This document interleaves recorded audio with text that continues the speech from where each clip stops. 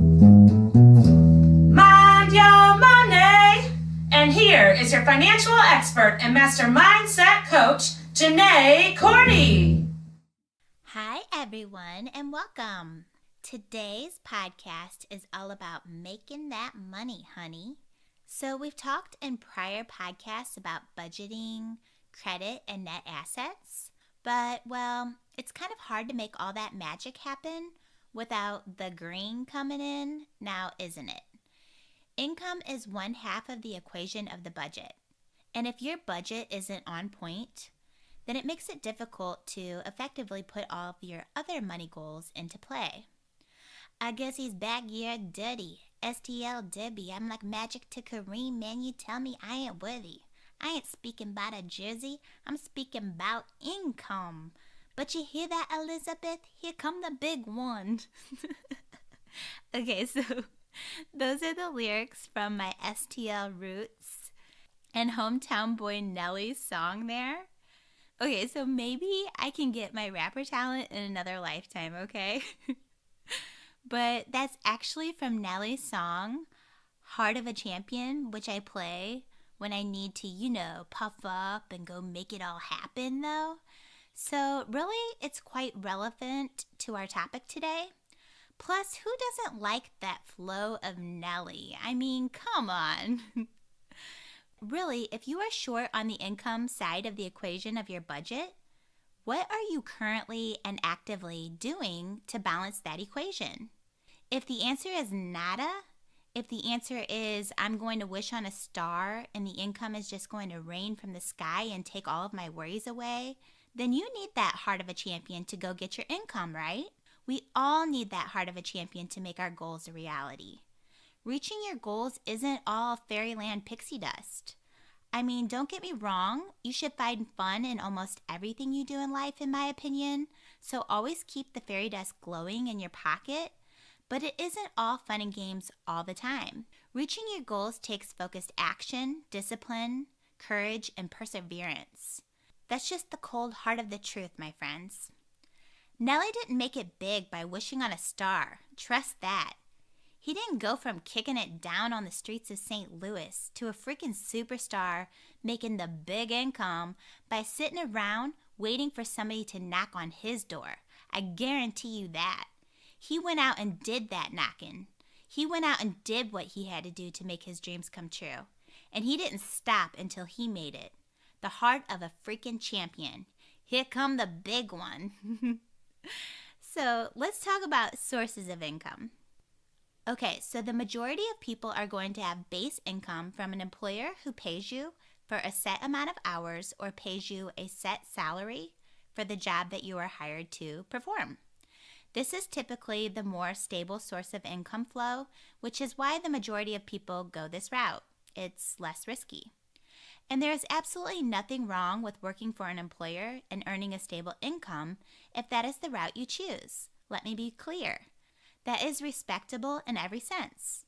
If you're following your path and your inner knowing and feel this is the route for you, then that is your route. Trust it. Remember, you always know what's best for you. So your question to yourself then is this enough income? Is this allowing you to balance out your budget? Is this enough income to allow you to fulfill your goals you've set? So for example, if one of your goals you set in gold digging was to travel to Italy in the next 3 years, are you going to get there with the income flow you got going on right now? If one of your goals is to purchase a home or acreage or a big old diamond ring, are you going to get there with your current income? So if you decide you want or need more income than your current situation is providing you in order to reach your goals, here's where your choices, those options come into play. Yes, those scary, complex decisions we all love to hate that we talked about in one of the prior podcasts, right? So, we have option 1. We can work on a promotion or job change, which will get you the higher income you desire. What does this look like to you? Well, here's where you got to find your inner Columbus here, and you got to go start exploring what does that look like to you, and start asking yourself a whole lot of questions, which you will then need to put into action. And yes, I do say action into answering those questions.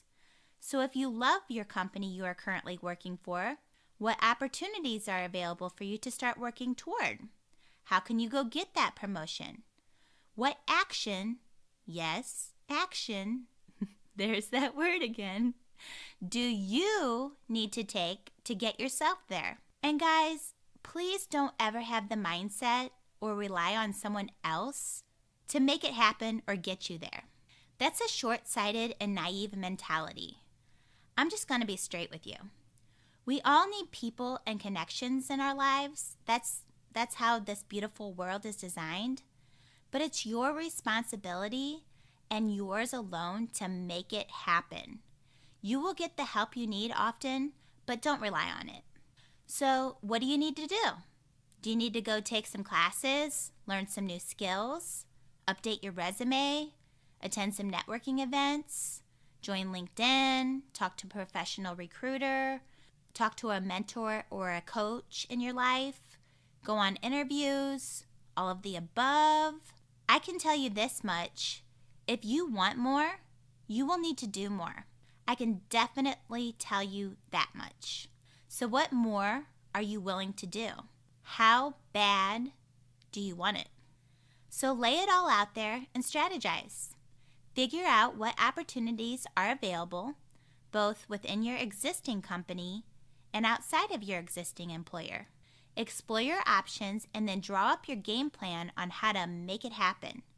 And remember, if you are coming out of your comfort zone, you will feel fear. That's okay. Take action despite the fear. Not an absence of the fear, but despite it. Okay, so option 2. You can keep your job as is and start a side hustle. Oh yeah, the side hustle.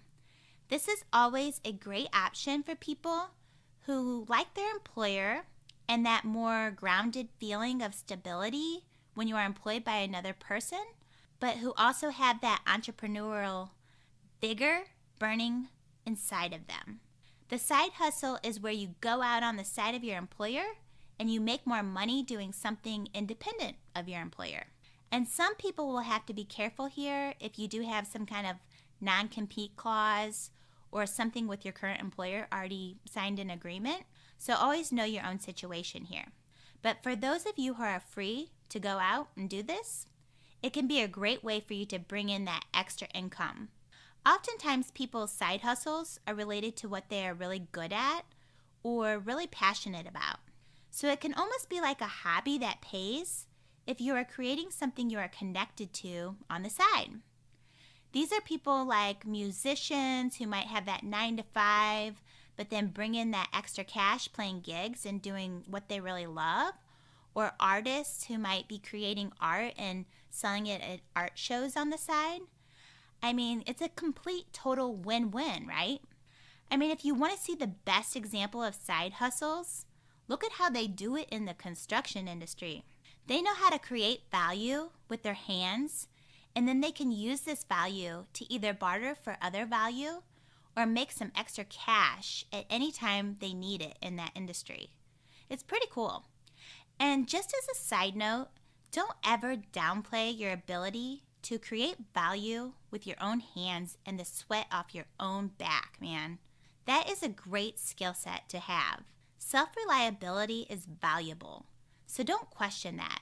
Everybody now is told they have to go to college and wear the suit and tie every day to work, and yeah, not true.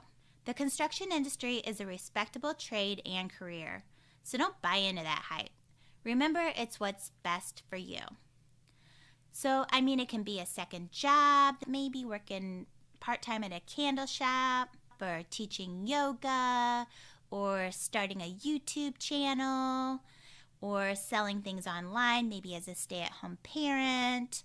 This can take so many shapes and forms, which is what makes it so dang exciting, right? Okay, so on to option 3, the most risky of them all. Go all in on yourself. This is by far the most risky option. the call of the entrepreneur. These are the business owners. These are your employers in option 1 and 2. So I can hear some of your heart palpitations already with option 3. So let me stress, this option is not for everyone. This option is for the independent, the entrepreneurial souls out there that, well, basically have to be their own boss. I mean, let's just get real about it. So with this option, I would suggest starting a business in regards to something you value, love, or respect, because you about to be married to this thing. Dun, dun, dun, dun. Here comes your bride or groom. Better like him or her. So being a successful business owner takes all the things I talked about. Focused action, discipline, courage, and perseverance on super-sized speed, okay? You have got to be 100% committed for this option to even have a chance of being successful. And here's that risky part. You could literally pour your heart and soul into this thing that you're now married to, and it could still fail. Happens all the time. Because entrepreneurs have to really understand the economic markets and industries that they're playing in, and then they really can't control those markets either. They've got to strategize and then re-strategize constantly, depending on what's coming at them. And you will win some and you will lose some. And that's the beauty and brilliance of our great capitalist country. So entrepreneurship is not for the faint of heart. You have to want it really, really, really, really bad. Usually to even place your bets, right? But it's still ultimately a bet with big gains and big losses at stake. And remember, just because you lose a bet though, it doesn't mean you're out of the game. You get to decide that. You can always regroup and go back again, this time smarter and more determined. The great thing I love about entrepreneurs though is that they already know that concept in their bones, don't you? These are some of the most diehards you will ever meet in your life. Okay, so there are more sources of income out there. There is passive income, which is extremely important once you get yourself up to that level, which is often derived from investments or other sources, such as maybe like the royalty on a book or a song you published. Today, I'm more talking about active income sources, but just want people to know you do eventually want your money and your efforts to start working for you instead of the other way around, which is where passive income comes into play. So who's ready to go out and make some income? Who's ready to make that money? I know I am. Just remember, do your homework, have a plan, have a strategy. That's so important to know what you are trying to achieve. And then attack with full force beast mode, because that's what it takes. That is what it takes. And don't stop. If it's what you truly want in your heart, never ever quit. Behind every adversity is an opportunity. If you lament over the adversity, you will miss the opportunity. That is a quote from the entrepreneur, Ajero Tony Martins. Now it's your turn. Go get your opportunity. Please subscribe and rate. I really appreciate it. And you can also find my blog at mindyourmoneycoach.com, as well as my personal coaching services there. Until next time, have a fantastic week, everyone.